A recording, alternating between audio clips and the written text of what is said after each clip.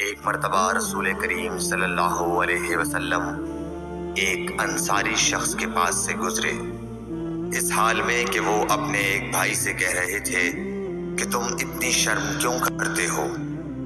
آپ نے اس انصاری سے فرمایا کہ اس کو اس کے حال پر رہنے دو، کیونکہ حیا بھی ایمان ہی کا ایک حصہ ہے۔ صحیح بخاری حدیث نمبر 24۔ رسول اللہ صلی اللہ علیہ وسلم نے فرمایا، مجھے اللہ کی طرف سے حکم دیا گیا ہے کہ لوگوں سے جنگ کروں اس وقت تک کہ وہ اس بات کا اقرار کر لیں کہ اللہ کے سوا کوئی معبود نہیں ہے، اور یہ کہ محمد صلی اللہ علیہ وسلم اللہ کے سچے رسول ہیں، اور نماز ادا کرنے لگیں اور زکوٰۃ دیں۔ جس وقت وہ یہ کرنے لگیں گے تو مجھ سے اپنے جان و مال کو محفوظ کر لیں گے، سوائے اسلام کے حق کے۔ رہا ان کے دل کا حال تو ان کا حساب اللہ کے ذمے ہے۔ صحیح بخاری حدیث نمبر 25۔ رسول اللہ صلی اللہ علیہ وسلم سے دریافت کیا گیا کہ کون سا عمل سب سے افضل ہے؟ فرمایا، اللہ اور اس کے رسول پر ایمان لانا۔ کہا گیا، اس کے بعد کون سا؟ آپ نے فرمایا کہ اللہ کی راہ میں جہاد کرنا۔ کہا گیا، پھر کیا ہے؟ آپ نے فرمایا، حج مبرور۔ صحیح بخاری حدیث نمبر 26۔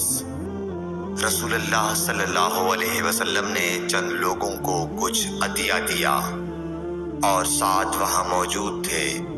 وہ کہتے ہیں کہ رسول اللہ صلی اللہ علیہ وسلم نے ان میں سے ایک شخص کو کچھ نہ دیا، حالانکہ وہ ان میں مجھے سب سے زیادہ پسند تھا۔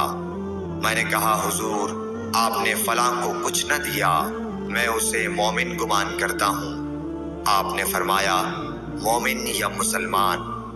میں تھوڑی دیر چپ رہ کر پھر پہلی بات دہرانے لگا۔ حضور صلی اللہ علیہ وسلم نے بھی دوبارہ وہی جواب دیا۔ پھر آپ نے فرمایا کہ اے سعد، باوجود یہ کہ ایک شخص مجھے زیادہ عزیز ہے، پھر بھی میں اسے نظر انداز کر کے کسی اور دوسرے کو اس خوف کی وجہ سے یہ مال دیتا ہوں کہ وہ اپنی کمزوری کی وجہ سے اسلام سے پھر جائے اور اللہ اسے آگ میں اوندھا ڈال دے۔ صحیح بخاری حدیث نمبر 27۔ ایک آدمی نے رسول اللہ صلی اللہ علیہ وسلم سے پوچھا، کون سا اسلام بہتر ہے؟ آپ صلی اللہ علیہ وسلم نے فرمایا کہ تو کھانا کھلائے اور ہر شخص کو سلام کرے، خواہ اس کو تو جانتا ہو یا نہ جانتا ہو۔ صحیح بخاری حدیث نمبر 28۔ حضرت صلی اللہ علیہ وسلم نے فرمایا، مجھے دوزخ دکھلائی گئی تو اس میں زیادہ تر عورتیں تھیں جو کفر کرتی ہیں۔ کہا گیا، حضور، کیا وہ اللہ کے ساتھ کفر کرتی ہیں؟ آپ صلی اللہ علیہ وسلم نے فرمایا کہ خاوند کی ناشکری کرتی ہیں اور احسان کی ناشکری کرتی ہیں۔ اگر تم عمر بھر ان میں سے کسی کے ساتھ احسان کرتے رہو، پھر تمہاری طرف سے کبھی کوئی ان کے خیال میں ناگواری کی بات ہو جائے تو فوراً کہہ اٹھے گی کہ میں نے کبھی بھی تجھ سے کوئی بھلائی نہیں دیکھی۔ صحیح بخاری حدیث نمبر 29۔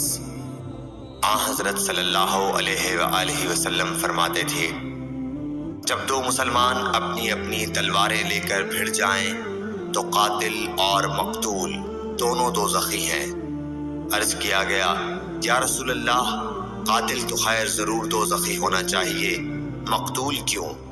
فرمایا، وہ بھی اپنے ساتھی کو مار ڈالنے کی حرص رکھتا تھا، موقع پاتا تو وہ اسے ضرور قتل کر دیتا، دل کے عزم صمیم پر وہ دوزخی ہوا۔